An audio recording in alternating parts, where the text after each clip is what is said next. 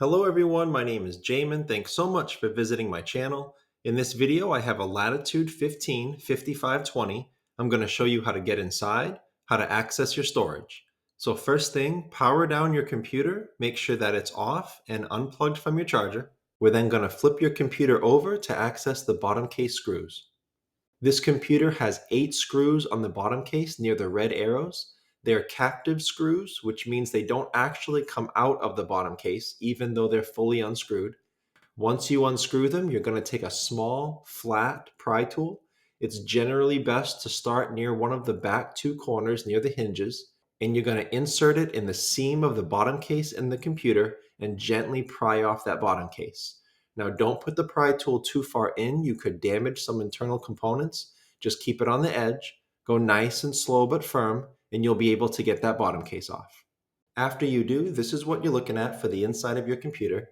Now, as a general computer repair side note, whenever I'm working on a computer in my shop, it's sitting on an anti-static mat.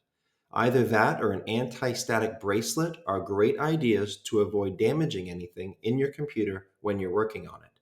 If you would like any help with tools or supplies for your computer project, as well as any of the replacement and upgrade parts for this specific model computer, I will have a link above, also below in the description, and it will be a list of all the tools and supplies, as well as the replacement and upgrade parts for this computer. Now, before touching anything in a computer, it's always best to unplug your battery first. Computers are safer to work on when as little power as possible is running through them. Now, this is your battery right down here along the bottom of my screen. The battery is held down by the screws near the red arrows, and it plugs into the motherboard near the blue arrow. Now, that plug, you'll see on top of it, there's a black pull tab. That's how you would unplug it. You just pull that directly up and off of the motherboard to unplug that pull tab.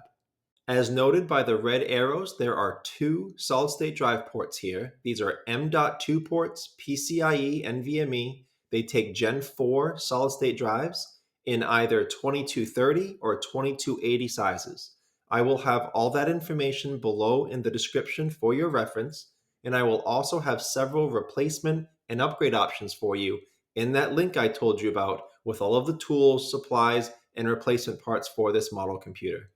As seen in this computer, many of you will have a single 2230 size drive when you buy the computer. So I will have a replacement option and an upgrade option for that 2230 size.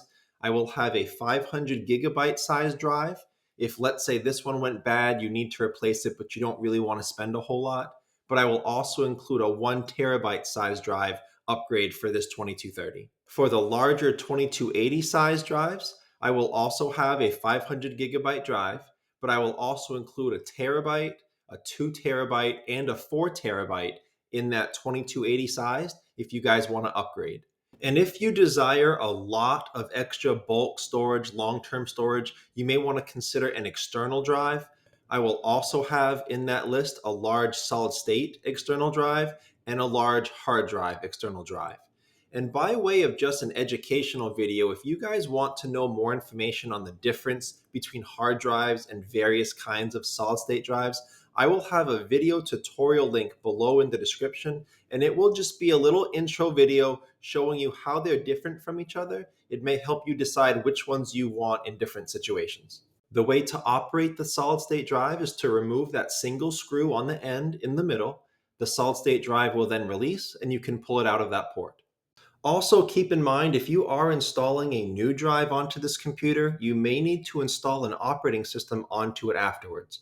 I will have video tutorial links below in the description showing you how to do that. Also, be aware that if you're replacing a drive that has gone bad, it's usually possible to recover data even from those bad drives. I will have more information about that below in the description as well.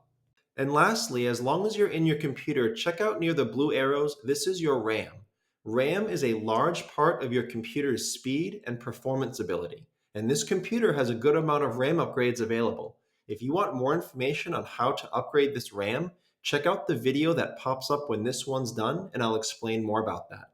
If you have any questions, check out the FAQs below in the description. It could save you some time getting an answer. If you do need to leave me a question or comment, please feel free. I try to check those a couple times a day at least. Thanks so much for watching, everyone. I look forward to seeing you on my next video.